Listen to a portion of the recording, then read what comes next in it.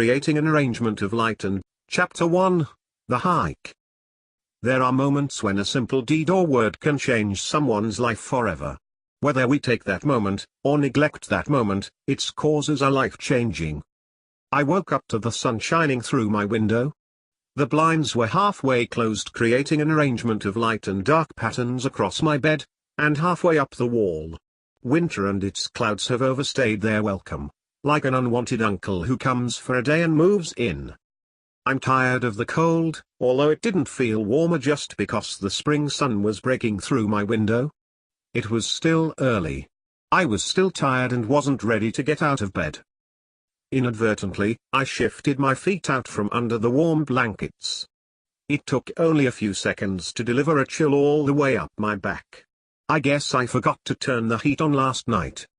When I considered putting those cold water testers on the floor, I let out a symphony of obnoxious moans serenading my digressive attitude downward to the grouchy animal I can become in the early morning. Getting up shouldn't be so hard. I pulled my feet back under the covers and slid the pillows over my head and pretended it was dark. I had just maneuvered myself into position to sleep for another 37 minutes when the phone rang. I halfway rolled over and answered it. My son Jesse was on the other end. "Hi, Dad. What are you doing?" I replied, "Well, I'm arguing with the morning, who's trying to get me out of bed, and I'm losing." Then, I asked, "What are you up to this early in the morning, son?" "I'm on my way to my first appointment and figured I'd call and find out what you're doing today." He frequently calls me early morning before his first job. "I have a job over that way around noon and might stop by, and I want to know if you will be around." "I'll probably be in the garage finishing something, as usual." "Come on by," I replied. Then he said, "Hey, Dad, I was reading in the Old Testament about King David being a man after God's own heart. Didn't he sin against God?" We talked for a while regarding David and Bathsheba, what it means to be a man after God's own heart. We continued discussing the Old Testament until our conversation shifted into controversy, as it often did. His mind was always in high gear. I could barely keep up with his theories. They were not a horrible thing, but he often made complex deductions followed by an array of questions related to the Bible. Honestly, it appeared he liked to set me up periodically, and got discouraged when I didn't agree with him. I told him, these disagreements didn't matter. What counts is we're saved, and we need to be telling anyone who will hear us. He conceded, but had to go. He said, "Love you, Father. Goodbye." Despite any differences I may have with my children or grandchildren, the most meaningful thing in this world is their salvation. For that purpose, and through any and every debate, my heart will always stand guard for them. I took that stand because I know God will not tolerate this current world much longer. He will soon put an end to its ways. When he's done, Christ will come to set up his kingdom right here on earth. So, I plan to make sure my kids are prepared to enter that kingdom. I plunged my head back on the pillow and laid there daydreaming for a while, as I often do these days, thinking, what would I do today if I were in Sierra? Sierra is where I planned on living during Christ's reign, during the millennium. Several years back I began having daydreams about Sierra. In fact, I obsessed over them. I didn't understand why. It was like the dreams were coming from somewhere outside me. My daydreams generated a life of their own to the extent I was living in two worlds, the one now, and the one in the future. As the kingdom of God approaches, I would have expected these kinds of things to take place, like my dreams. I knew the Spirit of God would reveal things to his children as an encouragement to hold on until he comes, and figured these dreams were my revelation, my encouragement. I had many discussions with other people about them, asking what they thought of the millennium and heaven. Yet, no one has ever described the future like I am seeing in my daydreams. Of course, I kept my mouth shut regarding many of the details, such unexpected details, for fear that my family and friends would presume I was off my recliner. It was my intention to encourage anyone who would listen to consider their future rather than discourage them with details they might not comprehend. I have always found it interesting when the conversation turns to heaven and nobody who participated had the slightest clue about it. Aren't we living Christian lives for a purpose? Isn't that purpose to be living in God's kingdom one day? Very few understand what that entails. I'm often flabbergasted. Before I completely gorged on my foolish self-righteous indignation, I got out of bed, showered and got dressed. After my morning foo-foo coffee, I wandered into the garage, which was packed from floor to ceiling with old furniture. I was making a meager living fixing and refurbishing older wooden furniture. It didn't pay well, but I enjoyed it. To put it mildly, I would never get rich off of the profits, but God always provided enough to get by. I often got worried when nothing sold, but at the last moment someone always showed up to buy something. Besides, it was nice working with my hands after 30 years sitting at a desk. I opened the garage door to add more light for my old eyes to see when I nearly had a heart attack. The neighbor's cat spent the night in my garage. She and several other cats came scurrying out as soon as I opened the door, sending me 5 feet into the air. I didn't mind as long as they cleaned up their mess. Well, I smelled nothing to provoke worry. As I chased them out, I looked across the street to catch the cat's owner standing outside next to his mailbox. I shouted, "Hey Paul! Your cat broke in my garage again last night." Standing there in his robe, he hollered back, "Good morning, Jeff," and then dashed back into his house. I didn't even get a second chance to point out again concerning his cat. Certainly, he was too embarrassed to be out in that robe. I can understand, as it was a somewhat feminine-looking robe. I wagered it was his wife's. In the past, I've had several conversations with Paul and other neighbors about my dreams and what lay ahead for the world. Paul was a Christian and generally listened to me. Although he never refuted my opinion, he never outright agreed with me either. I explained to him, I've come to believe heaven will be more common than most people realize, yet more wonderful at the same time. We will have a greater fulfillment, greater joy, while doing many of the same things we do here, especially during the millennium. Mortal people will still get up and go to work in the morning. They will come home, cook dinner, raise kids and live ordinary mortal lives. At the same time, there will be a contingent of people, immortal, redeemed people who will not be confined by the laws of physics as we know them, and will be more like super beings capable of anything. Poor Paul. He would stand there patiently listening. I bet he tapped his foot more than a couple times. I was too absorbed in what I was telling him to notice. Every night I prayed for Paul and the rest of my neighbors, asking God to grant them understanding. Help me help them see, open their eyes, Lord. I frequently told them there was something celestial about my dreams and I felt them, and how I often expected my next step to be right out of this world and into the next. Honestly, if everyone knew what God had planned for his future, and understood what that meant, they would do anything within their power to be there. As often as I tried to tell others, many didn't believe it's possible. The obsession was taking over my life, as I must have stood in my driveway for 10 minutes thinking about all of this. Probably, any neighbor looking out their window would conclude something was wrong with me. It was time to get busy. First, I paid tribute to God as I recognized how nice to have a change in the weather. I was thankful I could now work outside on furniture I could not work on in the confines of the garage. Thank you, Lord. Second, I picked out a table to pull out of the garage to sand off the old paint and varnish without having to wear a mask. While clearing other projects out of the way to get to the table, I recalled the conversation I had with Jesse that morning.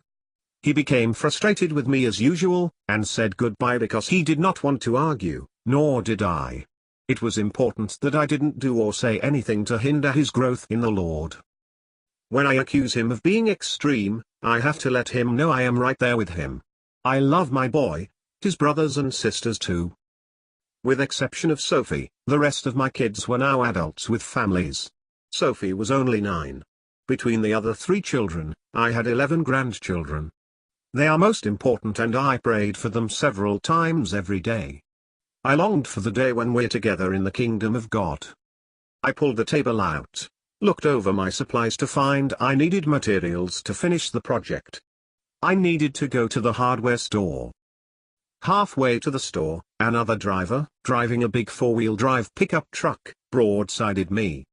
He ran a red light, hitting me so hard, It ejected me from the vehicle. I saw him coming, and he was moving fast. When he hit me, the passenger side door came crashing towards me.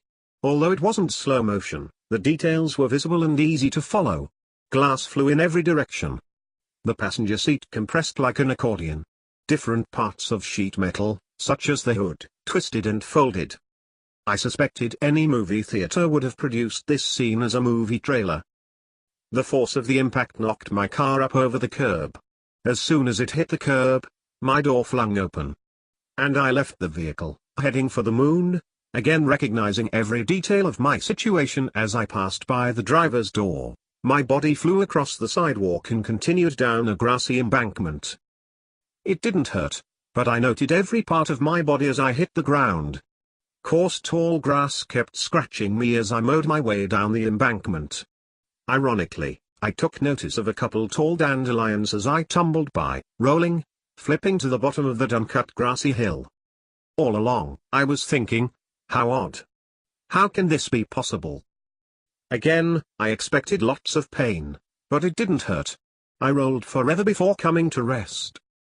Pandemonium blew in like an erratic wind as people screamed from every direction. Other drivers, who had stopped to help, were running around in a burst of hysterical excitement, as the faint sound of an ambulance drew closer. Everything became silent, and I blacked out. I don't know how long I lay there unconscious. It must have been a while. When I woke up, my eyes wouldn't open. I heard birds singing from every direction. It smelled of forest, blooming flowers, and dirt. The sun fell sweet on my face and warmed my whole body. Curiously, it was as if I had just woken from a most wonderful nap. Once I opened my eyes, I saw an incredibly absurd fat old husky squirrel had squatted square in the middle of my chest. He stood on his back legs holding, quickly twisting a nut or acorn. He glared right at me while eating. I heard a cracking sound when he lifted the nut to his mouth. I growled at him, but the little scoundrel refused to move. Finally, I shouted hey. Afterward, the pint-sized hoodlum ran away. I couldn't even lift my head to see as it ran off. I came to rest flat on my back looking straight up at a magnificent blue sky. Eventually, I was able to rise up on one arm to have a look at myself. I was in one piece, thankfully, with no pain. I moved my arms, hands, legs, and feet to make sure this old carcass still worked. Once I sat up, I looked across the field where my car should have been. Seeing nothing but forest, I shouted, "What? How can this be?" Both cars, other traffic, the street itself was nowhere in sight. Confusion grabbed a hold of me. Yet, in a bizarre kind of way, I had an obvious rush of energy, which only added to my quandary.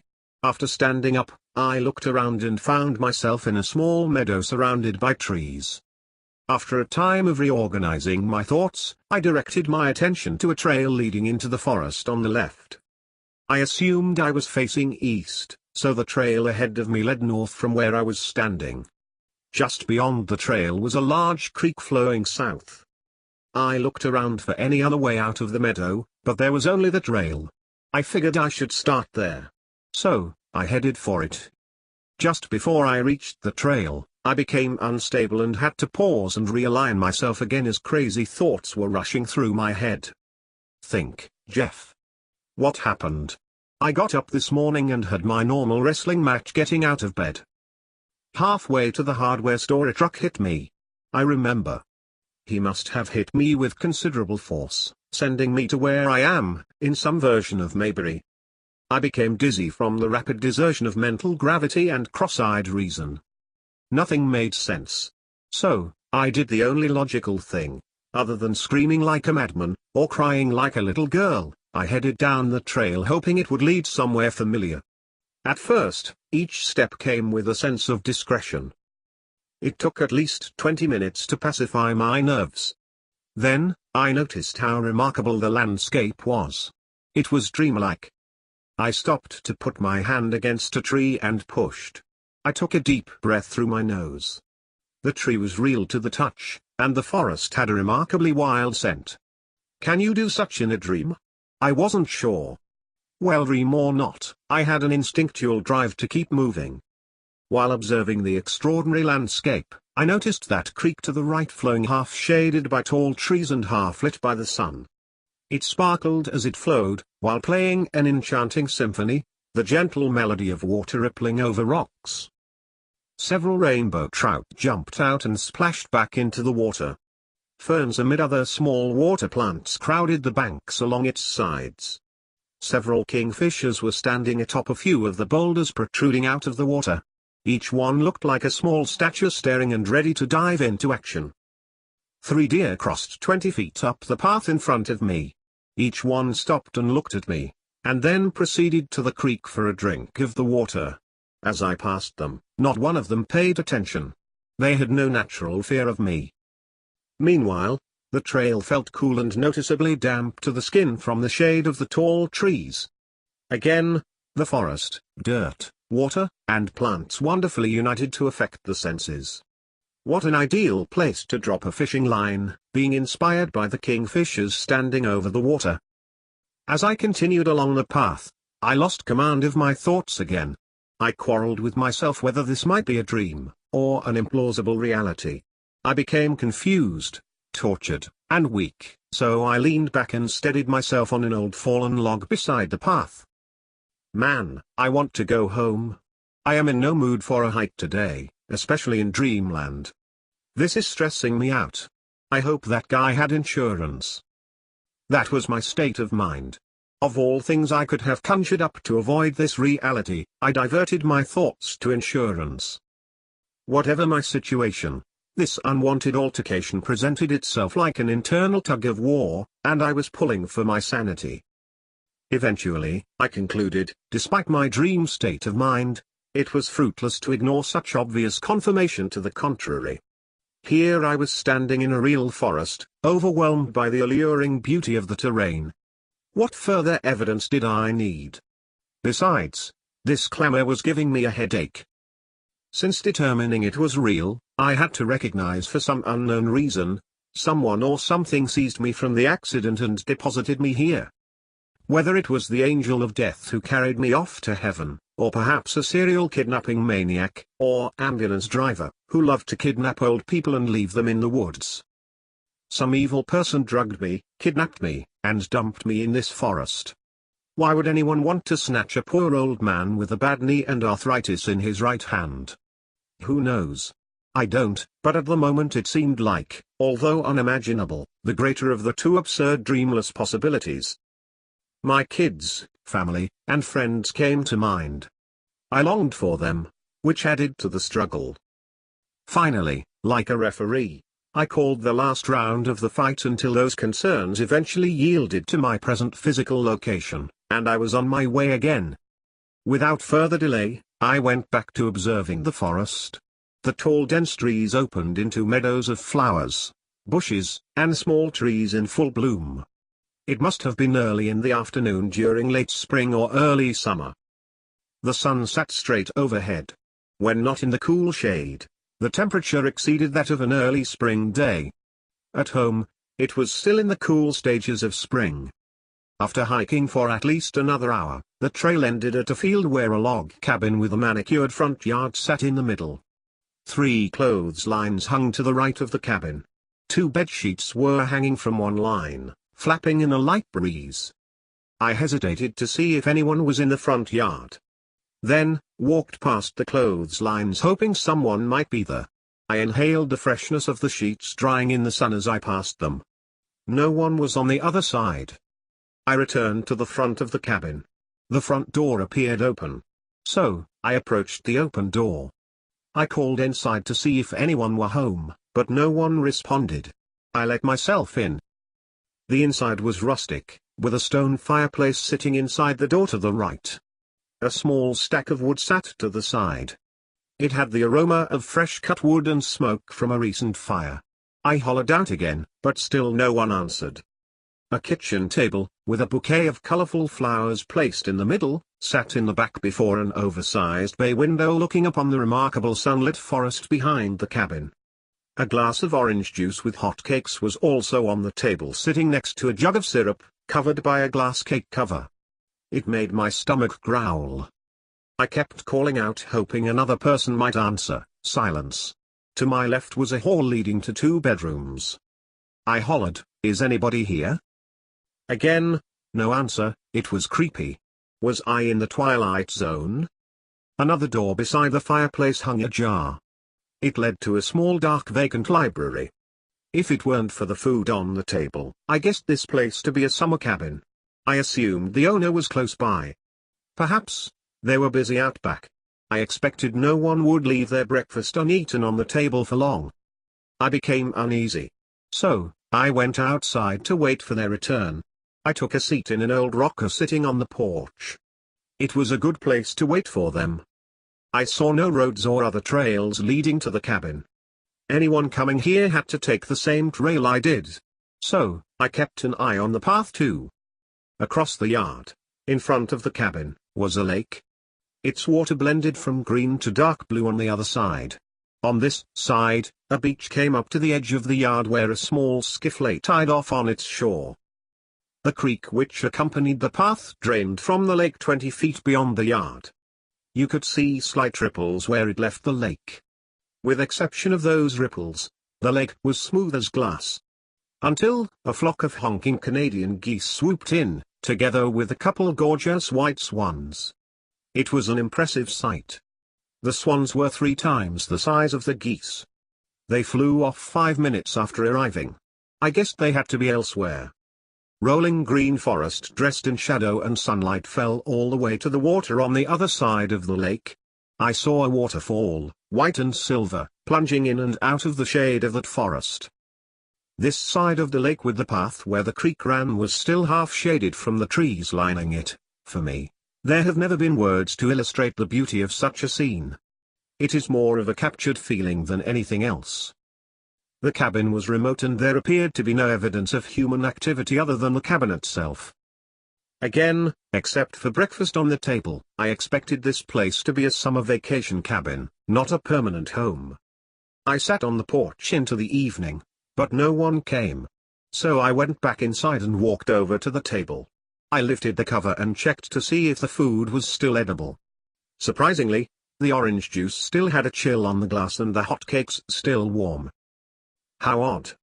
As I mentally heard the music from the Twilight Zone playing, with Rod Serling telling his audience of my predicament, of a cabin, of an old man finding his way through the woods into the Twilight Zone.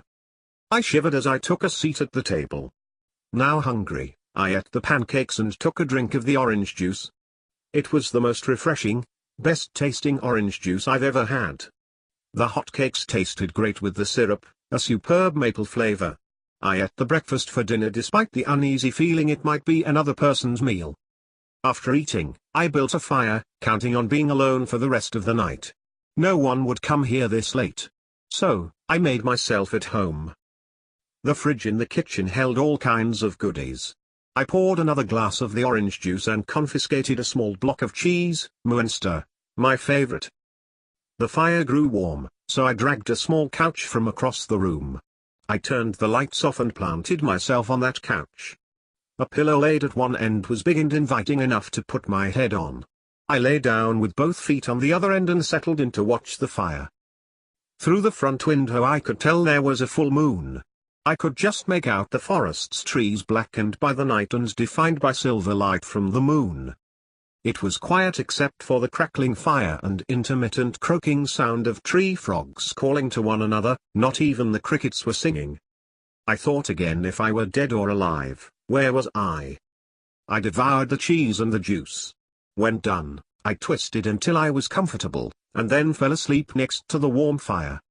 I woke up early the next morning. Fire. I woke up early the next morning. Fire. I woke up early the next